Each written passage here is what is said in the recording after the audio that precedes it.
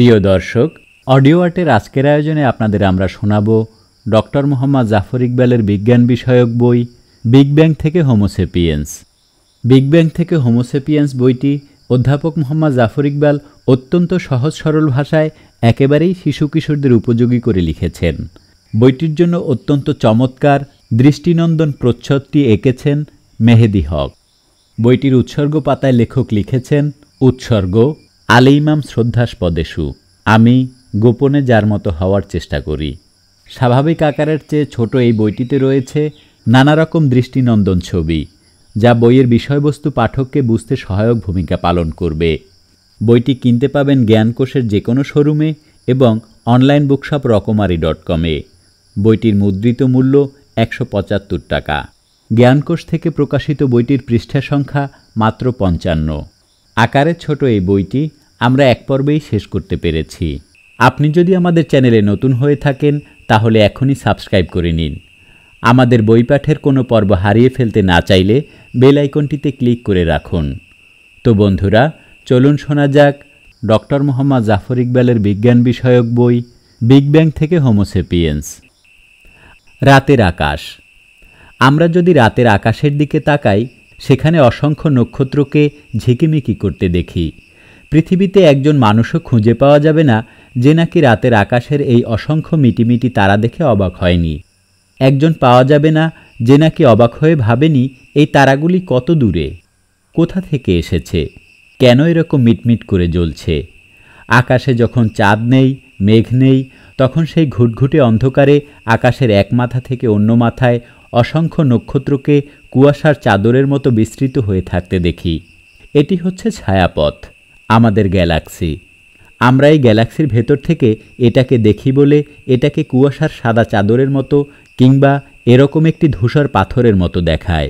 বিশ্বব্রহ্মাণ্ড, অসংখ্য নক্ষত্র, গ্যাস, ধুলাবালি যখন মহাকর্ষ বলে একসাথে আটকে থাকে সেটাকে আমরা বলি গ্যালাক্সি। আমরা গ্যালাক্সির ভেতরে থাকি বলে সেটাকে বাইরে থেকে দেখতে পাই না। কিন্তু আমরা শরৎকালে কিংবা শীতকালে আকাশের দিকে যদি তাকাই তাহলে আমরা আমাদের সবচেয়ে কাছের গ্যালাক্সি অ্যান্ড্রোমিডাকে দেখতে পাব। যদি আমরা টেলিস্কোপে তাকাই তাহলে শুধু অ্যান্ড্রোমিডা নয়, আরও অনেক গ্যালাক্সি দেখতে পাব। যদি আরও ভালো টেলিস্কোপ দিয়ে মহাকাশের আরও গভীরে তাকাই তাহলে দেখতে পাব অনেক গ্যালাক্সি। এক কথায় মনে হবে গ্যালাক্সির বুঝি কোনো শেষ নেই। অনুমান করা হয় বিশ্বব্রহ্মাণ্ডের যেটুকু অংশ আমরা দেখতে পাই সেখানে প্রায় ১ ট্রিলিয়ন গ্যালাক্সি রয়েছে। যারা মিলিয়ন, বিলিয়ন কিংবা ট্রিলিয়ন ব্যবহার করে অভ্যস্ত নয়, যারা লক্ষ এবং কোটিতে সংখ্যা প্রকাশ করে অভ্যস্ত, তাদের মনে করিয়ে দেয়া যায় ১ মিলিয়ন সমান হচ্ছে ১০ লক্ষ আর ১ বিলিয়ন হচ্ছে ১০০ কোটি। কিংবা অন্যভাবে, হাজারটি হাজার হচ্ছে মিলিয়ন, হাজারটি মিলিয়ন হচ্ছে বিলিয়ন এবং হাজারটি বিলিয়ন হচ্ছে ট্রিলিয়ন।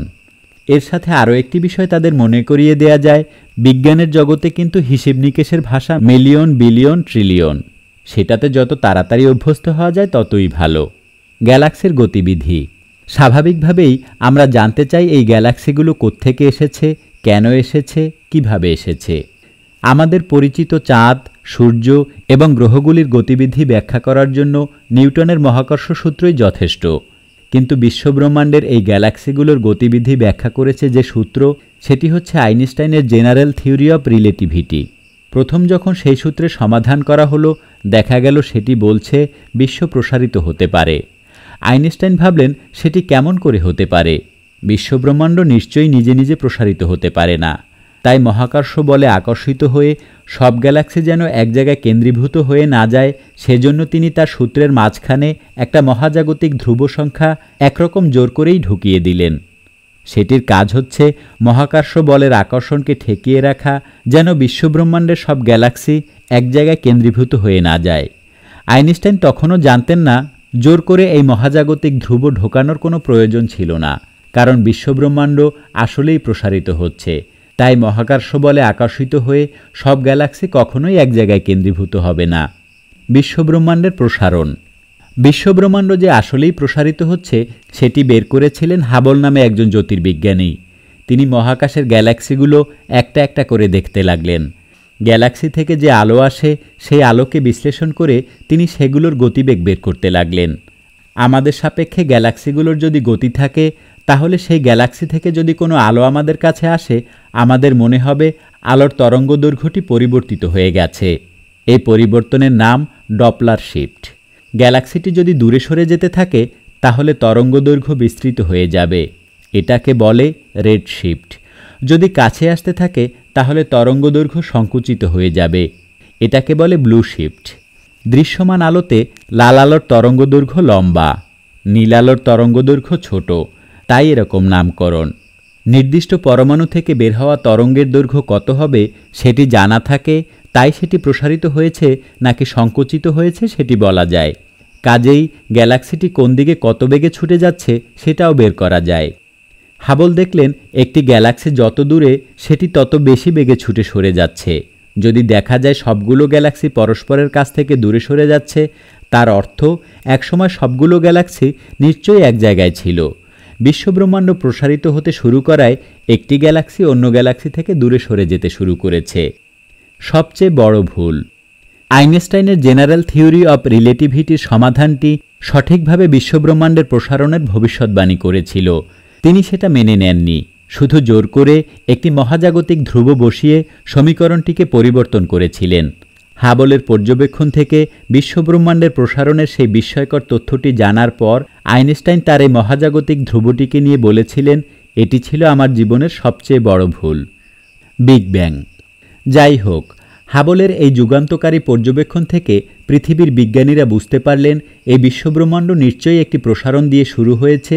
তারা হিসেব করে বের করলেন এই প্রসারণটি শুরু হয়েছে আজ থেকে 13.8 বিলিয়ন বছর আগে। বিজ্ঞানীরা সস্নেহে যার নাম দিয়েছেন বিগ ব্যাং।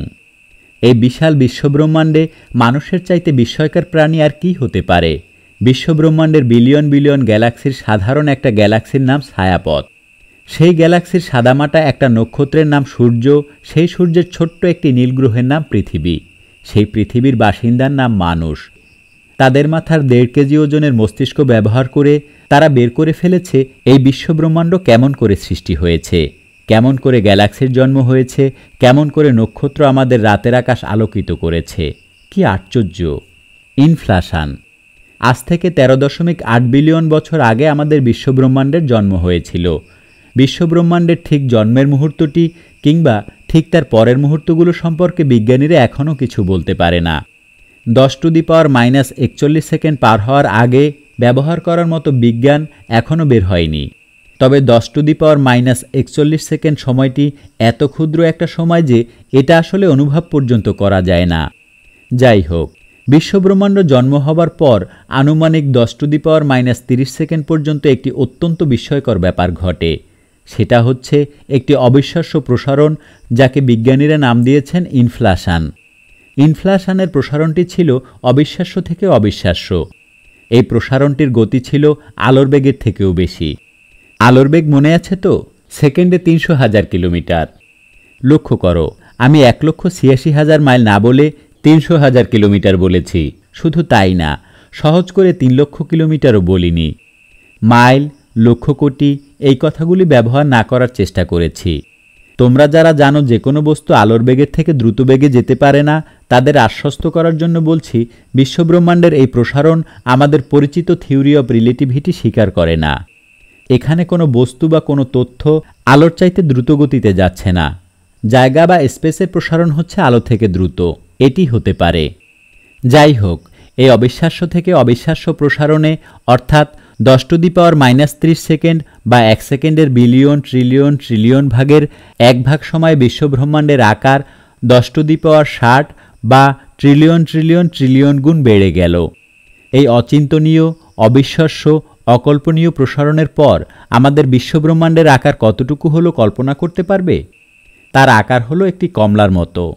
না, আমি মোটেও ঠাট্টা করছি না। অচিন্তনীয় প্রসারণের পরেও কোনো কিছুর আকার একটা কমলার মতো হওয়ার অর্থ শুরুতে এটা ক্ষুদ্র থেকেও ক্ষুদ্র, তার থেকেও ক্ষুদ্র ছিল। এরপর আনুমানিক 13.8 বিলিয়ন বছর কেটে গেল।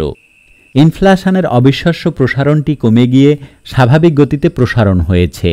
এই প্রসারণের কারণে আমাদের ছোট কমলার মতো সাইজের বিশ্বব্রহ্মাণ্ডের আকার এখন 100 বিলিয়ন আলোকবর্ষের মতো। 1 বছরে আলো যতটুকু দূরে যায় সেটা হচ্ছে 1 আলোকবর্ষ। মিটার কিলোমিটারে দূরত্ব না মেপে আলোকবর্ষে দূরত্ব মাপার একটি কারণ আছে, একটু পরেই সেটি আমরা বলবো। দৃশ্যমান বিশ্বব্রহ্মাণ্ড। তোমরা কি একটা বিষয় লক্ষ্য করেছ? আমি বিশ্বব্রহ্মাণ্ড কথাটি লেখার সময় বলেছি আমাদের বিশ্বব্রহ্মাণ্ড। তার মানে কি আমাদের বিশ্বব্রহ্মাণ্ড ছাড়াও অন্যদের বিশ্বব্রহ্মাণ্ড আছে? ব্যাপারটা আসলে অনেকটা সেরকম। বিশ্বব্রহ্মাণ্ডে শুধুমাত্র খানিকটা আমরা দেখতে পাই, যেটাকে বলা হয় দৃশ্যমান বিশ্বব্রহ্মাণ্ড। তার বাইরের অংশটুকু দেখতে পাই না, কখনোই দেখতে পাবো না। 13.8 বিলিয়ন বছর আগে সম্ভবত অসীম একটা বিশ্বব্রহ্মাণ্ডের ভেতর থেকে কমলার মতো একটা অংশ বিস্তৃত হয়ে আমাদের দৃশ্যমান বিশ্বব্রহ্মাণ্ড হয়েছে।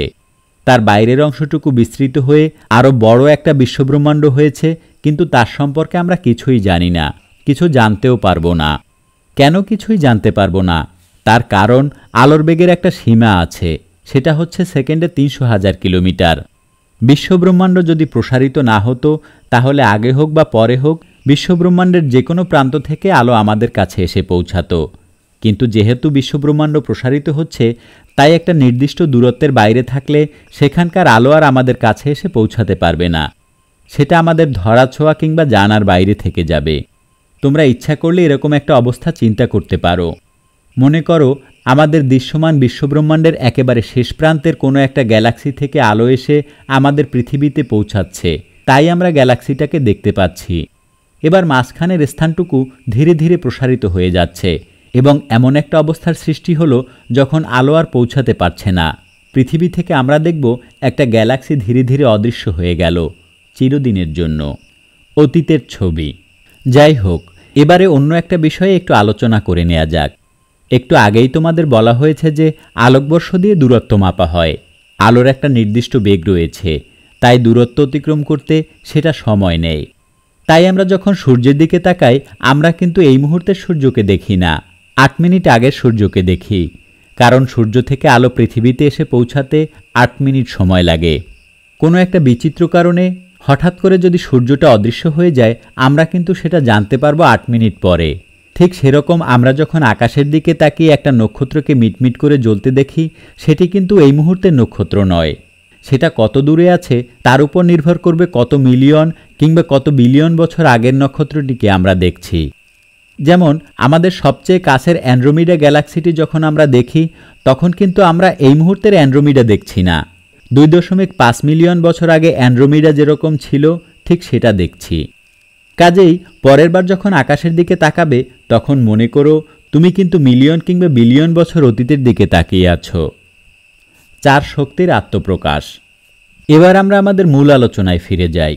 13.8 বিলিয়ন বছর আগের কোনো একটা সময় বিগ ব্যাং দিয়ে বিশ্বব্রহ্মাণ্ডের সৃষ্টি হয়েছে। আমরা আগেই বলেছি, শুরু কিংবা প্রথমের কয়েক মুহূর্ত সম্পর্কে আমরা কিছুই জানি না।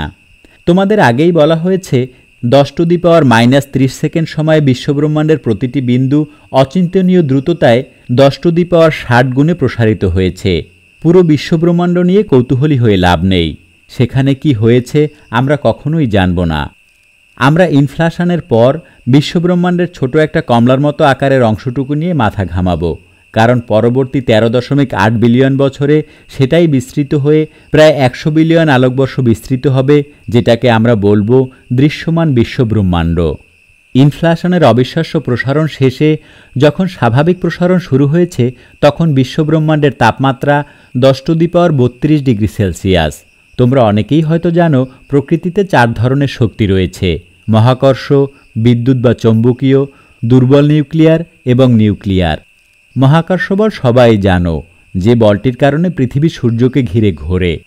বিদ্যুৎ চৌম্বকীয় শক্তি আমরা সবচেয়ে বেশি জানি।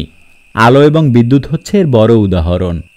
পরমাণুতে ইলেকট্রন আর নিউক্লিয়াসও বিদ্যুৎ চৌম্বকীয় শক্তিতে আটকে থাকে। আমাদের দৈনন্দিন জীবনে দুর্বল নিউক্লিয়ার শক্তির ব্যবহার সবচেয়ে কম, সে কারণে দৈনন্দিন জীবনে এর দেখাই পাই না। নিউক্লিয়ার শক্তি আমরা দেখতে পাই কারণ সূর্য থেকে যে আলো বের হয়, সেটি সৃষ্টি হয় এক ধরনের নিউক্লিয়ার বিক্রিয়া দিয়ে। পরমাণুর কেন্দ্রে থাকা প্রত্যেকটি নিউক্লিয়াসের প্রোটন এবং নিউক্লিয়ার একই শক্তি দিয়ে নিউক্লিয়াসকে আটকে পড়ে আছে। তোমাদেরকে যে 4টি ভিন্ন ভিন্ন শক্তির কথা মনে করিয়ে দেয়া হলো, তাদের রূপ একেবারেই ভিন্ন। বিগ ব্যাং দিয়ে যখন বিশ্বব্রহ্মাণ্ড যাত্রা শুরু করেছে, তখন কিন্তু এই 4টি শক্তি আলাদা করা যেত না। যতই বিশ্বব্রহ্মাণ্ড প্রসারিত হতে শুরু করলো তার তাপমাত্রা কমতে লাগলো এবং তখন একটি একটি করে শক্তি আলাদা আলাদাভাবে আত্মপ্রকাশ করতে লাগলো। পদার্থ, প্রতিপদার্থ। এখানে আমরা এত খুঁটিনাটিতে না গিয়ে সহজ ভাষায় জরুরি কথাগুলিই বলে দেই। বিগ ব্যাং শুরু হওয়ার 1 সেকেন্ড পর নিউট্রন, প্রোটন জাতীয় কণাগুলো তৈরি হয়ে গেল। শক্তি থেকে যখন কণা তৈরি হয় তখন সমান সমান পদার্থ এবং প্রতিপদার্থ তৈরি হয়। তোমরা নিশ্চয়ই প্রতিপদার্থের নাম শুনেছ। এই অত্যন্ত বিস্ময়কর প্রতিপদার্থ যখন পদার্থের সংস্পর্শে আসে তখন দুটিই অদৃশ্য হয়ে শক্তিতে রূপান্তরিত হয়ে যায়। কাজেই বিগ ব্যাং শুরু হওয়ার 1 সেকেন্ড পর যে নিউট্রন, প্রোটন এবং তাদের প্রতিপদার্থ তৈরি হয়েছিল, অর্থাৎ অ্যান্টিপ্রোটন এবং অ্যান্টিনিউট্রন, তাদের একটি আরেকটির সাথে একত্রিত হয়ে শেষ পর্যন্ত একটি কণাও বেঁচে থাকার কথা ছিল না। কিন্তু প্রকৃতির কোনো এক রহস্যের কারণে প্রতিপদার্থ থেকে অতি ক্ষুদ্র পরিমাণ পদার্থ বেশি তৈরি হয়েছিল, অর্থাৎ 1 বিলিয়ন কণার ভেতরে একটি, যে কারণে দেখা গেল কিছু নিউট্রন, প্রোটন বেঁচে গিয়েছে। যদি তা না হতো তাহলে পরমাণু নিউক্লিয়াস তৈরির জন্য একটাও প্রোটন, নিউট্রন থাকতো না। আমাদের এই বিশ্বব্রহ্মাণ্ডে কোনো পরিচিত বস্তু থাকতো না। পুরো বিশ্বব্রহ্মাণ্ডে থাকতো শুধু শক্তি আর শক্তি। 1 সেকেন্ড থেকে প্রথমে 3 মিনিটের ভেতরে ইলেকট্রনের মতো কণাগুলো তৈরি হয়ে গেল। এখানেও সেই একই রকম রহস্যময় ব্যাপার। সমান সমান পদার্থ, প্রতিপদার্থ তৈরি হওয়ার কথা ছিল, কিন্তু প্রকৃতির কোনো এক রহস্যের কারণে অতি ক্ষুদ্র পরিমাণ ইলেকট্রন বেশি তৈরি হয়েছে।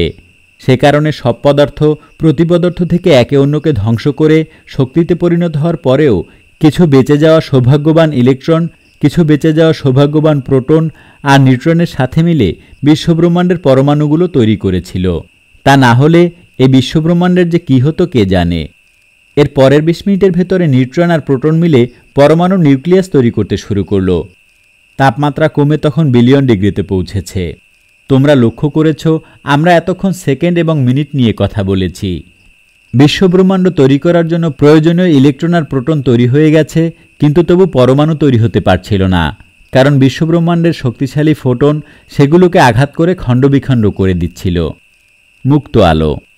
কাজেই বিশ্বব্রহ্মাণ্ডকে অপেক্ষা করতে হলো। 1 দিন 2 দিন নয়, 1 বছর 2 বছরও নয়, 3,80,000 বছর পর যখন বিশ্বব্রহ্মাণ্ডটি ফুলে ফেপে বড় হয়েছে এবং তাপমাত্রা কমে এসেছে, তখন ইলেকট্রন এবং প্রোটন মিলে হাইড্রোজেন পরমাণু হিলিয়াম তৈরি হতে শুরু করল। তখন একটি অত্যন্ত চমকপ্রদ ঘটনা ঘটল। ইলেকট্রন এবং প্রোটনের চার্জ আছে, কাজেই আলো এদের সাথে বিক্রিয়া করে এবং বলা যেতে পারে এদের মধ্যে আটকা পড়ে থাকে। বিগ ব্যাংয়ের 3,80,000 বছর পর যখন হাইড্রোজেন পরমাণু তৈরি হলো, সেগুলো কিন্তু ছিল চার্জবিহীন। তাই হঠাৎ করে ফোটন বা আলো মুক্ত হয়ে গেল এবং প্রথমবার সেগুলো বিশ্বব্রহ্মাণ্ডে মুক্ত হয়ে ছড়িয়ে পড়তে শুরু করল। তারপর প্রায় 13.8 বিলিয়ন বছর কেটে গেছে। বিগ ব্যাংয়ের 3,80,000 বছর পরে সেই মুক্ত হয়ে যাওয়া আলো আমরা কিন্তু এখনও দেখতে পাই। এই সময় বিশ্বব্রহ্মাণ্ডটি প্রসারিত হয়েছে, কাজেই আলোটার তরঙ্গদৈর্ঘ্য প্রসারিত হয়েছে। বিজ্ঞানীরা হিসাব করে বের করেছেন এখন এই আলোর তরঙ্গদৈর্ঘ্য কত হবে। তরঙ্গদৈর্ঘ্য বেড়ে আর সেটি আলো নেই, মাইক্রোওয়েভে রূপ নিয়েছে। পৃথিবীতে সত্যি সত্যি সেই নির্দিষ্ট তরঙ্গদৈর্ঘ্যের মাইক্রোওয়েভ পাওয়া গেছে। এটা হচ্ছে বিগ ব্যাংয়ের একটা বড় প্রমাণ। মজার ব্যাপার হচ্ছে উইড্রো উইলসন এবং আর্নো পেনজিয়াস নামে বেল ল্যাবের যে 2 জন বিজ্ঞানী এটি বের করে নোবেল পুরস্কার পেয়েছিলেন, তারা কিন্তু মোটেও সেটা খুঁজে বের করার চেষ্টা করছিলেন না। তাদের অ্যান্টেনাতে এই সিগন্যালটি ছিল একটি যন্ত্রণা। তারা উল্টো এটা দূর করার চেষ্টা করছিলেন। কিছুতেই যখন দূর করতে পারছেন না, তখন হঠাৎ করে জানতে পারলেন যে এটি দূর হবে না। বিগ ব্যাং হওয়ার 3,80,000 বছর পরে এটি মুক্ত হয়েছে। সারা বিশ্বব্রহ্মাণ্ডের প্রতিটি বিন্দুতে এটি আছে এবং জ্যোতির্বিজ্ঞানীরা এটা পাগলের মতো খুঁজে বেড়াচ্ছেন। সে যাই হোক, এই সময় বিশ্বব্রহ্মাণ্ডে যদিও পরমাণু তৈরি হয়ে গেছে, শতকরা 75 হাইড্রোজেন এবং 25 হিলিয়াম, কিন্তু পুরো বিশ্বব্রহ্মাণ্ডে তখন ঘুটঘুটে অন্ধকার। তার কারণ তখন পর্যন্ত কোনো নক্ষত্রের জন্ম হয়নি, কোনো নক্ষত্র জ্বলে ওঠেনি। তারপর আরও সুদীর্ঘ 150 মিলিয়ন বছর কেটে গেছে এবং তখন বিশ্বব্রহ্মাণ্ডে 1-2টি করে নক্ষত্র জ্বলে উঠতে শুরু করেছে। Dark matter. এই বেলা তোমাদের আরেকটা খুব বিস্ময়কর তথ্য দেয়া যায়। বিগ ব্যাংয়ের 3,80,000 বছর পরে যে আলো মুক্ত হয়ে সারা বিশ্বব্রহ্মাণ্ডে ছড়িয়ে পড়েছিল, 13.8 বিলিয়ন বছর পর আমরা এখনও সেই আলোটি খুব নিখুঁতভাবে মাপতে পারি। সেই অতি নিখুঁত পরিমাপ থেকে একটি অবিশ্বাস্য বিষয় বের হয়ে এসেছে। সেটি হচ্ছে বিগ ব্যাংয়ের ফলে যে পরিচিত নিউট্রন প্রোটন ইলেকট্রন তৈরি হয়েছে এবং সেই ইলেকট্রন প্রোটন নিউট্রন দিয়ে আমাদের পরিচিত বস্তু তৈরি হয়েছে, তার বাইরেও সম্পূর্ণ ভিন্ন এক ধরনের বস্তু তৈরি হয়েছে যেটা সম্পর্কে আমরা কিছুই জানি না। হ্যাঁ, আমি একটুও বাড়িয়ে বলছি না, আমরা এ সম্পর্কে কিছুই জানি না। এর নাম দেওয়া হয়েছে ডার্ক ম্যাটার। এটি দেখা যায় না, এটি কোনো রকম বিক্রিয়াও করে না, কিন্তু এটা যে আছে সেটা বোঝা যায় তার মহাকর্ষ বল থেকে। সারা বিশ্বব্রহ্মাণ্ডে এটি ছড়িয়ে ছিটিয়ে আছে, যদিও এটি দেখা যায় না, কিন্তু তার অস্তিত্ব সন্দেহাতীতভাবে প্রমাণিত হয়েছে। উদাহরণ দেওয়ার জন্য বলা যায়, গ্যালাক্সিগুলো যে নিজের অক্ষে ঘুরপাক খাচ্ছে সেটা পর্যন্ত আমরা ডার্ক ম্যাটার ছাড়া ব্যাখ্যা করতে পারি না। তোমরা শুনে অবাক হয়ে যাবে যে বিগ ব্যাংয়ের 3,80,000 বছর পর বিশ্বব্রহ্মাণ্ডের মোট ভরের শতকরা 63% ছিল এই ডার্ক ম্যাটার। নক্ষত্রের জন্ম। বিশ্বব্রহ্মাণ্ডের এই ডার্ক ম্যাটার ছড়িয়ে ছিটিয়ে ছিল। ডার্ক ম্যাটারের যেহেতু মহাকর্ষ বল রয়েছে, তাই হাইড্রোজেনের পরমাণুকে নিজের দিকে আকর্ষণ করতে থাকে। ধীরে ধীরে জায়গায় জায়গায় হাইড্রোজেন গ্যাস জমা হতে থাকে। মহাকর্ষ বল আবার সেগুলোকে আকর্ষণ করে কেন্দ্রীভূত করতে থাকে। চাপের কারণে ধীরে ধীরে তাপমাত্রা বেড়ে যেতে থাকে এবং তাপমাত্রা যখন বেড়ে যায় তখন হাইড্রোজেন নিউক্লিয়াসের একে অন্যের সংঘর্ষে নিউক্লিয়াস ফিউশন শুরু হয়ে যায়। সেই ফিউশনের কারণে গ্যাসের এই গোলকের মাঝে প্রচণ্ড শক্তি সৃষ্টি হয় এবং পুরো গ্যাসের গোলকটি আলোকিত হয়ে যায়। তখন আমরা বলি একটি নক্ষত্রের জন্ম হয়েছে। এভাবে বিশ্বব্রহ্মাণ্ডে একটি একটি করে নক্ষত্র জন্মাতে থাকে। আবার বিলিয়ন বিলিয়ন নক্ষত্র নিয়ে তৈরি হয় একটি গ্যালাক্সি। অনুমান করা যায় আমাদের দৃশ্যমান বিশ্বব্রহ্মাণ্ডে প্রায় ট্রিলিয়ন গ্যালাক্সি রয়েছে। সৌরজগৎ। এই ট্রিলিয়ন গ্যালাক্সির একটি নাম হচ্ছে ছায়াপথ, সেটি আমাদের গ্যালাক্সি। এই গ্যালাক্সির একটি নক্ষত্রের নাম হচ্ছে সূর্য। ছায়াপথ নামের এই গ্যালাক্সির এক প্রান্তে বেশ খানিকটা গ্যাস, ধূলিকণা, হাইড্রোজেন ইত্যাদি জমা হয়েছিল। অ্যাস্ট্রোনমির ভাষায় এটাকে বলে নেবুলা। 4.6 বিলিয়ন বছর আগে এই নেবুলার কাছাকাছি একটা বিশাল নক্ষত্রের বিস্ফোরণের আঘাতে নেবুলাটি একটি বড় ঝাঁকুনি খেল। গ্যাস, ধুলাবালিগুলো তখন ঘুরপাক খেতে খেতে কেন্দ্রে জমা হতে শুরু করল। যতই জমা হতে থাকলো ততই তার আকর্ষণ বাড়তে থাকলো এবং নেবুলার ধুলাবালি গ্যাসকে আরও বেশি করে আকর্ষণ করতে লাগলো। যতই বেশি গ্যাস আর ধূলিকণা জমা হতে থাকলো ততই মহাকর্ষ বলের জন্য সেটা কেন্দ্রে আরও বেশি কেন্দ্রীভূত হতে থাকলো। ধীরে ধীরে নেবুলার 99.9% পদার্থ জমা হলো কেন্দ্রে এবং প্রচণ্ড চাপে তার তাপমাত্রা বাড়তে থাকলো। তাপমাত্রা বাড়তে বাড়তে একসময় সেটি এত বেড়ে গেল যে ভেতরে নিউক্লিয়ার ফিউশন শুরু হয়ে গেল, জ্বলে উঠল সূর্য, আলোকিত হয়ে উঠল চারদিক। নেবুলার 99.9 কেন্দ্রে জমা হয়ে সূর্যে পরিণত হয়েছে। নেবুলার বাকি 0.1% সেই সূর্যকে ঘিরে ঘুরছে। সেগুলো ঘুরতে ঘুরতে জমাট বাঁধতে শুরু করেছে। কক্ষপথের যত কিছু আছে সেগুলো আকর্ষণ করে জমাট বাঁধা অংশগুলো আরও বড় হতে শুরু করেছে। এভাবে ধীরে ধীরে জন্ম নিতে শুরু করল গ্রহগুলো। 4.5 বিলিয়ন বছর আগে জন্ম নেওয়া সেই গ্রহগুলোর একটি হচ্ছে পৃথিবী। এর কাছাকাছি কোনো এক সময়ে থিয়া নামে একটি বিশাল গ্রহাংশের সাথে পৃথিবীর মহাজাগতিক সংঘর্ষে জন্ম হলো চাঁদের। উত্তপ্ত পৃথিবী ধীরে ধীরে শীতল হলো। বৃষ্টি হলো পৃথিবীতে, পানিতে ভরে গেল পৃথিবী। চলমান মহাদেশ। আগের পৃথিবী কিন্তু দেখতে মোটেও বর্তমান পৃথিবীর মতো ছিল না। 200 বিলিয়ন বছর আগেও সব মহাদেশ একসাথে ছিল। ধীরে ধীরে সেগুলো একটি অন্যটি থেকে সরে গিয়েছে। কোনোটি আবার এসে যুক্ত হয়েছে। সত্যি কথা বলতে কি, দক্ষিণ আমেরিকা আর আফ্রিকার দিকে তাকালেই কিন্তু বোঝা যায় একসময় নিশ্চয়ই এই দুটি একসাথে লাগানো ছিল, এখন সরে গিয়েছে। আবার ভারতবর্ষের অংশটি দক্ষিণ থেকে উত্তরে উঠে এসে এশিয়ার সাথে ধাক্কা লেগে এশিয়ার ভূমিকে যেভাবে চাপ দিয়েছে সেই চাপে বিশাল হিমালয় পর্বতের জন্ম হয়েছিল। পৃথিবীর ভূমি কিন্তু এখনও থেমে নেই, সেগুলো এখনও নড়ছে। তাই চলমান সেই ভূমিখণ্ডগুলোর প্রান্তগুলোতে ভূমিকম্প হয় সবচেয়ে বেশি। জীবন্ত পৃথিবী। সৌরজগতের তৃতীয় এই নীলাভ গ্রহটি অন্য সব গ্রহ থেকে আলাদা, সব থেকে রহস্যময়, সব থেকে বৈচিত্র্যময়। কারণ শুধু এই গ্রহটিতে 4 বিলিয়ন বছর আগে প্রাণের বিকাশ হয়েছিল। কেমন করে শুধু এই গ্রহেই প্রাণের বিকাশ ঘটল? মিলার এবং উরির এক্সপেরিমেন্ট। 1952 সালে স্ট্যানলি মিলার এবং হ্যারল্ড উরি মিলে একটি যুগান্তকারী এক্সপেরিমেন্ট করেছিলেন। তারা ল্যাবরেটরিতে খুব সহজে একটি পৃথিবী তৈরি করলেন। কাঁচের আবদ্ধ একটি গোলকে পানি, মিথেন, অ্যামোনিয়া এবং হাইড্রোজেন আবদ্ধ করে সেখানে তাপ দিয়ে পানিকে বাষ্পীভূত করে আবার সেটাকে শীতল করে তরল করতে থাকলেন।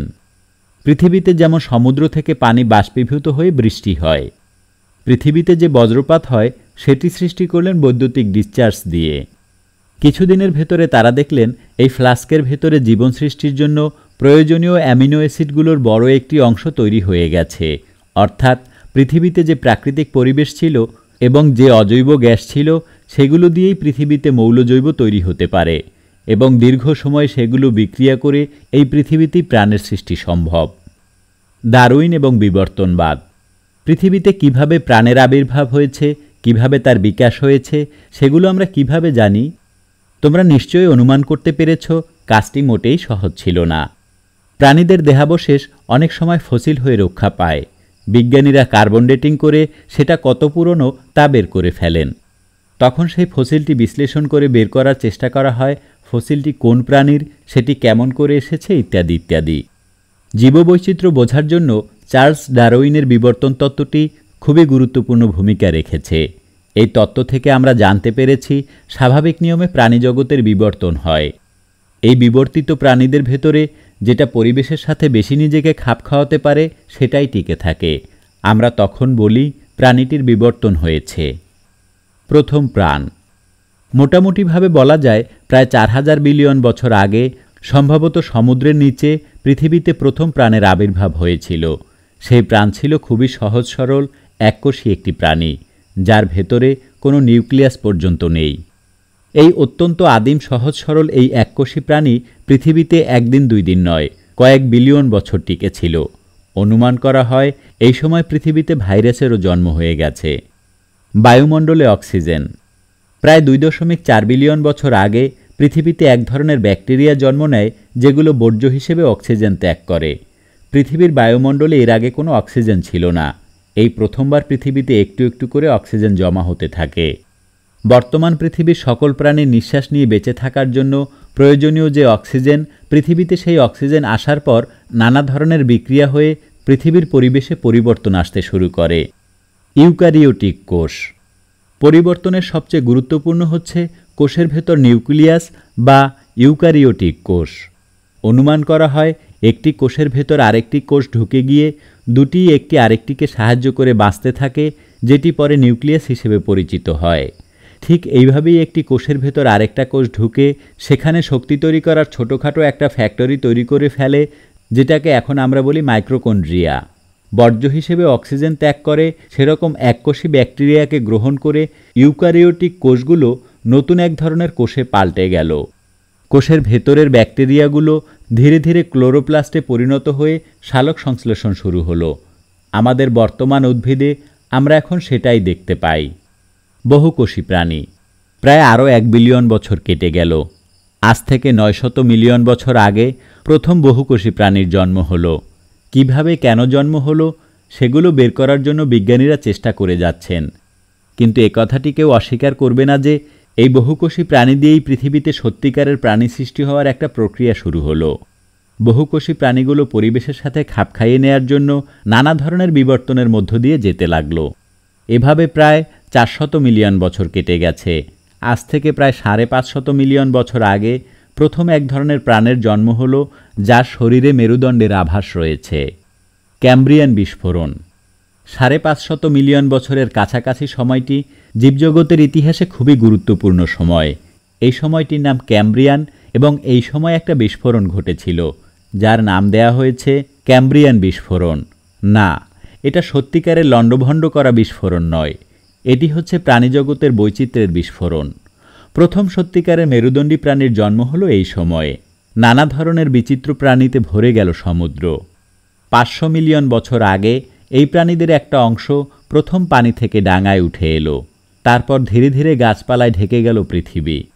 পোকামাকড়ের জন্ম হলো এবং প্রথম চতুষ্পদ প্রাণীর জন্ম হলো। ডাইনোসরের জন্ম ও মৃত্যু। প্রায় 300 মিলিয়ন বছর আগে ডাইনোসরের জন্ম হলো। ডাইনোসর নামে এই অতিকায় সরীসৃপ সারা পৃথিবী দাপিয়ে বেড়ালো। অনেক ধরনের ডাইনোসর ছিল, কেউ তৃণভোজী, কেউ মাংসাশী। তাদের নানা আকৃতি, নানা আকার, কেউ কেউ আবার আকাশে উঠতে পারত। ডাইনোসরের একটা প্রজাতি প্রায় 200 মিলিয়ন বছর আগে বিবর্তিত হয়ে পাখিতে রূপান্তরিত হয়েছে। ছোট্ট একটা চড়ুই পাখি দেখে কেউ কি অনুমান করতে পারবে যে এর একটি পূর্বপুরুষ ছিল অতিকায় ডাইনোসর? প্রায় 65 মিলিয়ন বছর আগে মহাকাশ থেকে একটা গ্রহাণু এসে পৃথিবীকে আঘাত করল। সেই প্রচণ্ড সংঘর্ষে পৃথিবীর বায়ুমণ্ডল ধুলাবালিতে ঢেকে গেল, পুরো পৃথিবী হয়ে গেল হিমশীতল। এই ভয়ঙ্কর বিপর্যয়ে অতিকায় ডাইনোসর আর টিকে থাকতে পারল না। দেখতে দেখতে তারা পৃথিবী থেকে নিঃশেষ হয়ে গেল। স্তন্যপায়ী প্রাণী। এর মাঝে স্তন্যপায়ী প্রাণীর জন্ম হয়ে গেছে। তারা খুবই ছোট, আকারে নেংটি ইঁদুরের মতো। যতদিন ডাইনোসর পৃথিবীতে রাজত্ব করেছে, এই স্তন্যপায়ী প্রাণীরা প্রকাশ্যে বাইরে আসতে সাহস পায়নি। ডাইনোসর শেষ হয়ে যাবার পর স্তন্যপায়ী প্রাণীর সাহস বেড়েছে। তারা তখন পৃথিবীতে ঘুরে বেড়াতে শুরু করেছে। স্তন্যপায়ী প্রাণীর শরীরে পশম থাকে, মা সন্তানকে দুধ খাওয়ায়। তারা উষ্ণ রক্তের প্রাণী। বাইরের তাপমাত্রা যতই থাকুক, তারা নিজেদের শরীরের একটা নির্দিষ্ট তাপমাত্রা বজায় রাখে। এই ছোট ইঁদুরের মতো স্তন্যপায়ী প্রাণীগুলোই হচ্ছে আমাদের পূর্বপুরুষ। প্রায় 50 বিলিয়ন বছর আগে স্তন্যপায়ী প্রাণীদের একটা অংশ শুকনো থেকে পানিতে নেমে গিয়েছিল। কালক্রমে সেগুলো তিমি এবং ডলফিনে রূপান্তরিত হয়েছে। পানিতে থাকলেও এরা কিন্তু মোটেও মাছ নয়, এরা কিন্তু স্তন্যপায়ী প্রাণী। প্রাইমেট। ডাঙায় থাকা নানা ধরনের স্তন্যপায়ী প্রাণী বিবর্তনের মাঝে দিয়ে গিয়ে নানা ধরনের রূপ নিয়েছে। এর সব কিছু বলে শেষ করা যাবে না, তাই আমরা শুধু 50 থেকে 55 মিলিয়ন বছর আগের বিবর্তিত একটি প্রজাতির কথা বলি। তার নাম হচ্ছে প্রাইমেট। সেই প্রাইমেটের দুটি চোখ সামনে, কালো রং দেখতে পায়, দুই হাতই ব্যবহার করতে পারে। 40 মিলিয়ন বছর আগে একবার এবং 25 মিলিয়ন বছর আগে আরেকবার প্রাইমেট দুই ভাগে ভাগ হয়ে গেল। এক ভাগ হচ্ছে বানর, অন্য ভাগ হচ্ছে এপ। বানরের লেজ আছে, এপের লেজ নেই। এখানে অন্য একটা বিষয় নিয়ে একটু কথা বলে নেওয়া দরকার। তোমরা নিশ্চয়ই বিবর্তনের কথা উঠলেই কাউকে না কাউকে বলতে শুনেছ যে এর অর্থ মানুষ বানর থেকে এসেছে। এটা মোটেও সত্যি নয়। ঠিক করে যদি বলতে হয় তাহলে এভাবে বলা যায়, মানুষ এবং বানর দুই প্রজাতি প্রাইমেট থেকে এসেছে। তার জন্য সময় লেগেছে প্রায় 25 থেকে 40 মিলিয়ন বছর। এই এপ থেকে বানরের দল বের হওয়ার পর ভিন্ন ভিন্ন সময়ে গিবন, ওরাংওটাং এবং গরিলা আলাদা হয়ে গেল। সবচেয়ে শেষে আলাদা হয়েছে শিম্পাঞ্জি। মাত্র 6 মিলিয়ন বছর আগে এপের এই দল থেকে শিম্পাঞ্জি আলাদা হওয়ার পর যারা রয়ে গেছে তারাই হচ্ছে মানুষের পূর্বপুরুষ। মানুষ। পৃথিবীর নানা জায়গার নানা ফসিল দেখে প্রাচীন মানুষ সম্পর্কে তথ্য বের করে বিজ্ঞানীরা আস্তে আস্তে মানব ইতিহাস বের করার চেষ্টা করেছেন।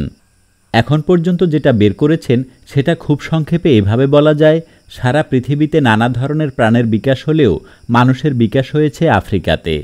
আজ থেকে 6 মিলিয়ন বছর আগে মানুষ যখন প্রথমবার দুই পায়ের উপর ভর দিয়ে সোজা হয়ে দাঁড়িয়েছিল, সেটি ছিল অনেক বড় একটি ঘটনা। কারণ তখন ব্যবহার করার জন্য তাদের দুটি হাত প্রথমবারের মতো মুক্ত হয়েছে। সেই হাত দিয়ে তারা অনেক কাজ করতে শুরু করেছে, যেটা অন্য কোনোভাবে করা সম্ভব ছিল না। মানুষ তখন পাথরের অস্ত্র তৈরি করতে শিখেছে। সেই অস্ত্র ব্যবহার করে তারা শিকার করতেও শুরু করেছে। তাদের মস্তিষ্কের আকার বড় হলো, বুদ্ধিমত্তা বেড়ে গেল। মস্তিষ্কের সঠিক অংশ বিকশিত হবার পর মানুষ যখন কথা বলে একে অন্যের সাথে ভাব বিনিময়ের ক্ষমতা অর্জন করল, সেটি ছিল মানব ইতিহাসের সবচেয়ে বড় একটি ঘটনা। অনুমান করা হয় 1 মিলিয়ন থেকে 5,000 বছর আগে মানুষ আগুন ব্যবহার করাও শিখে গিয়েছিল। আদিমানবেরা ছোট ছোট দলে ভাগ হয়ে ঘুরে বেড়াত, পশু পাখি শিকার করে খেত। একটা জায়গার খাবার দাবার শেষ হয়ে গেলে দল বেঁধে অন্য জায়গায় চলে যেত। পৃথিবীর নানা জায়গায় নানা ধরনের মানুষের ফসিল পাওয়া গেছে। সাধারণত যে জায়গায় প্রাচীন মানুষের ফসিল পাওয়া গেছে সেই জায়গার নাম অনুসারে মানুষের নাম দেওয়া হয়েছে। শুধুমাত্র আমরা আমাদের প্রজাতির নামটি আলাদাভাবে দিয়েছি, হোমোসেপিয়ান্স বা জ্ঞানী মানুষ। আমরা যথেষ্ট অহংকারী, তাই অন্যদের তাচ্ছিল্য করে নিজেদেরকে জ্ঞানী বলে ঘোষণা করেছি। মানুষের অনেকগুলো প্রজাতির জন্ম হয়েছিল। শেষ পর্যন্ত যেটি টিকে আছে সেটি হলো আমাদের প্রজাতি হোমোস্যাপিয়েন্স। মানুষের এই অনেকগুলি প্রজাতির ভেতর থেকে এখানে 4টি প্রজাতি সম্পর্কে একটু করে বলে নেওয়া যাক। এই প্রজাতিগুলো হচ্ছে হোমো ইরেক্টাস, হোমো ফ্লোরসিয়েন্সিস, হোমো নিয়েন্ডারথল এবং অবশ্যই হোমোসেপিয়েন্স। Homo erectus. হোমো ইরেক্টাসের কথা আলাদা করে বলতে হবে, কারণ পৃথিবীর ইতিহাসে এরা হচ্ছে প্রথম বেশি দিন টিকে থাকা মানব প্রজাতি। তারা 1-2 হাজার বছর নয়, টানা 2 মিলিয়ন বছর বেঁচে ছিল। আমরা যারা নিজেদের সভ্য মানুষ বলে দাবি করি, তাদের বয়স টেনে টুনে 100,000 বছর। যেভাবে পৃথিবীটাকে বাসের অযোগ্য করে তুলছি, একে অন্যের সাথে যুদ্ধবিগ্রহ করছি, যেভাবে পৃথিবীকে ধ্বংস করার জন্য অস্ত্র তৈরি করে চলেছি, তাতে আরও 1000 বছর বেঁচে থাকতে পারবো কিনা সেটা নিয়েই সন্দেহ হচ্ছে। যাই হোক, হোমো ইরেক্টাস আফ্রিকা থেকে বের হয়ে ধীরে ধীরে এশিয়াতে ছড়িয়ে পড়ে একেবারে চীন পর্যন্ত গিয়েছিল। হোমো ইরেক্টাস আনুমানিক 100,000 বছর আগে পৃথিবী থেকে বিলুপ্ত হয়ে গিয়েছিল। অনুমান করা হয় প্রাকৃতিক দুর্যোগ, খাবার অভাব, এইসব কারণেই তারা পৃথিবীতে টিকে থাকতে পারেনি। হোমো ফ্লোরোসিয়েন্সিস। হোমো ইরেক্টাসের একটা অংশ ইন্দোনেশিয়ার ফ্লোরা নামের একটি দ্বীপে দীর্ঘদিন বেঁচে ছিল। মাত্র 12,000 বছর আগে তারা বিলুপ্ত হয়েছে। তাদের নাম হোমো ফ্লোরোসিয়েন্সিস। পানি কম ছিল বলে তারা মূল ভূখণ্ড থেকে হেঁটে হেঁটে ফ্লোরো দ্বীপ পর্যন্ত চলে গিয়েছিল। পানি বেড়ে যাওয়ায় তারা সেই দ্বীপটিতে আটকা পড়ে গিয়েছিল। পানি কম ছিল বলে তারা মূল ভূখণ্ড থেকে ফ্লোরা দ্বীপটিতে হেঁটে হেঁটে চলে গিয়েছিল। পানি বেড়ে যাওয়ায় তারা সেই দ্বীপটিতে আটকা পড়ে গিয়েছিল। ছোট্ট দ্বীপ, খাবার দাবার বেশি নেই, তাই যারা বড়সড় ছিল প্রথমে তারা মারা গেল। টিকে গেল যারা ছোটোখাটো, যারা অল্প খেয়েই টিকে থাকতে পারে। তাই সেই দ্বীপের মানুষ ধীরে ধীরে ছোট হতে লাগল। পূর্ণবয়স্ক মানুষের দৈর্ঘ্য ছিল 2 হাত থেকে একটু বেশি। বলা যায় একটা পুতুলের মতো। এদের আকার পুতুলের মতো হলেও তারা কিন্তু ছিল পুরোপুরি মানুষ। দল বেঁধে তারা একটা হাতিকে পর্যন্ত মেরে ফেলতে পারত। হোমো নিয়ান্ডারথল। মানবজাতির ইতিহাস বলতে গেলে সবসময় যে প্রজাতির কথা আলাদাভাবে বলতেই হয়, তারা হচ্ছে হোমো নিয়ান্ডারথল। মানুষের ভিন্ন ভিন্ন প্রজাতিকে একই সময় আলাদা আলাদা জায়গায় কিংবা আলাদা আলাদা সময় একই জায়গায় অনেকভাবেই পাওয়া গেছে। শুধু হোমো নিয়ান্ডারথল এবং হোমো সেপিয়েন্সকে একই সময় একই জায়গায় পাওয়া গিয়েছে। 2 প্রজাতি আফ্রিকা থেকে বের হয়ে ইউরোপ এবং এশিয়ায় ছড়িয়ে পড়েছিল। যখন তাদের দেখা হয়েছে তখন তারা কি মিলেমিশে থেকেছে না খুনোখুনি করেছে সেটা নিশ্চিতভাবে জানা যায়নি, কিন্তু অনুমান করা যায় নিশ্চয়ই একে অন্যের উপর ঝাঁপিয়ে পড়েছে। যে বেশি সক্ষম সে অন্যকে শেষ করে দিয়ে টিকে থেকেছে। তোমরা নিশ্চয়ই দেখেছ এই পৃথিবীতে কতবার কত দেশের গায়ের রং একটুখানি ভিন্ন হলে, ভাষা ভিন্ন হলে, ধর্ম ভিন্ন হলে মানুষ কত নিষ্ঠুরভাবে তাদের সাথে আচরণ করে। মিলিয়ন বছর পরেও আমরা যদি সভ্য মানুষ হয়েছি দাবি করে একে অন্যের উপরে অত্যাচার করতে পারি, তাহলে আজ থেকে কয়েক মিলিয়ন বছর আগে আমরা যে অনেক কম নিষ্ঠুর ছিলাম সেটা তো দাবি করতে পারি না। নিয়ান্ডারথলরা শীতল আবহাওয়ায় থাকার জন্য বেশি উপযুক্ত ছিল। তাদের মস্তিষ্কের আকার এবং গঠনও হোমোসেপিয়েন্সদের মতোই ছিল। তারপরও দেখা গেল হোমোসেপিয়েন্সরা টিকে থাকল, কিন্তু নিয়ান্ডারথলরা পুরোপুরি বিলুপ্ত হয়ে গেল। এখনও সঠিকভাবে জানা নেই কেন সেটি ঘটেছে। অনুমান করা হয় আমাদের পূর্বপুরুষেরা নিয়ান্ডারথলদের শেষ করে দিয়েছে। হতে পারে সেটি মানব ইতিহাসের প্রথম গণহত্যা বা জেনোসাইড। হোমোসেপিয়েন্স। এখানে অবশ্য একটু ভাবনা চিন্তার বিষয় আছে। সেই সময় পৃথিবীতে যে বিভিন্ন প্রজাতির মানুষ ছিল, তারা যদিও 2টি হাত ব্যবহার করে অস্ত্র তৈরি করতে পারত, আগুন ব্যবহার করতে পারত, তবুও কিন্তু প্রথমে তারা একটি বুদ্ধিমান পশু ছাড়া আর কিছু ছিল না। তখন কোনো এক রহস্যময় কারণে হয়তো হোমোসেপিয়েন্স পরিবারে একটি কন্যার জন্ম হয়েছিল, যে ছিল অন্যদের থেকে আলাদা। হঠাৎ করে সে আর পশু নয়, সে মানুষ। তার সৌন্দর্যের অনুভূতি আছে, সে বিমূর্ত চিন্তা করতে পারে, যে জিনিসটা নেই সেটাও কল্পনা করতে পারে। পৃথিবীর সব মানুষই সেই আদিমাতার সন্তান। অনুমান করা হয় সেই আদিমাতার জন্ম হয়েছিল আজ থেকে প্রায় 200,000 বছর আগে। তার সন্তান হিসেবে এখন আমরা সবাই বিমূর্ত চিন্তা করতে পারি, গান গাইতে পারি, ছবি আঁকতে পারি, ভালোবাসতে পারি। সমস্ত পৃথিবী থেকে মানুষের অন্য সব জাতি বিলুপ্ত হয়ে যাবার পর হোমোসেপিয়েন্সরা ধীরে ধীরে সারা পৃথিবীতে ছড়িয়ে পড়তে শুরু করে। আফ্রিকা থেকে শুরু করে এশিয়া পার হয়ে চীন হয়ে আলাস্কার ভেতর দিয়ে উত্তর আমেরিকায় প্রবেশ করে। যখন সমুদ্র এই 2 মহাদেশকে আলাদা করে রেখেছে আজ থেকে 30-40 হাজার বছর আগে, সেটি কিন্তু শক্ত মাটিতে যুক্ত ছিল। উত্তর আমেরিকা হয়ে হোমোসেপিয়েন্সরা দক্ষিণ আমেরিকার শেষ প্রান্তে পৌঁছায় মাত্র 13,000 বছর আগে। এখানে একটা বিষয় লক্ষ্য করার মতো, হোমোসেপিয়েন্সরা পৃথিবীতে যেখানেই বসতি তৈরি করেছে সেখানেই কিন্তু একটা সর্বনাশ হয়ে গেছে। তারা অবলা পশু থেকে অনেক বুদ্ধিমান, তাই তারা তাদের বুদ্ধি ব্যবহার করে পশুদেরকে নির্বিচারে হত্যা করেছে। কোথাও কোথাও প্রাণীদের একেবারে চিরদিনের জন্য নিশ্চিহ্ন করে দিয়েছে। যেরকম ম্যামথ নামের হাতির মতো একটি অতিকায় প্রাণী মানুষের কারণে পৃথিবী থেকে বিলুপ্ত হয়ে গেছে। নক্ষত্রের সন্তান। এই বেলা তোমাদের অত্যন্ত চমকপ্রদ একটা কথা বলি। তোমরা নিশ্চয়ই জানো তোমার শরীরের কোষগুলো তৈরি হয়েছে hydrogen, oxygen, carbon, nitrogen, phosphorus, iron, sodium, potassium এরকম অসংখ্য মৌলিক পদার্থ দিয়ে। এই মৌলগুলো তো পৃথিবীতে কোনো না কোনোভাবে তৈরি হতে পারেনি। তাহলে সেগুলো পৃথিবীতে কোথা থেকে এসেছে? এই মৌলগুলো তৈরি হতে পারে শুধুমাত্র কোনো একটা নক্ষত্রের ভেতরে। কাজেই আমাদের শরীরের যে ভারী মৌলগুলো আছে সেগুলো এসেছে কোনো একটা নক্ষত্রের ভেতর থেকে। কোনো একটা নক্ষত্রের সুপারনোভা বিস্ফোরণে এটা চারপাশে ছড়িয়ে পড়েছিল। তারপর সেখান থেকে পৃথিবীতে এসে আমাদের দেহে স্থান করে নিয়েছে। কাজেই তুমি সবসময় মনে রাখবে, তুমি কিন্তু মোটেও তুচ্ছ একজন মানুষ নও। তুমি হচ্ছ নক্ষত্রের সন্তান। তোমার শরীরে নক্ষত্রের অংশ রয়েছে।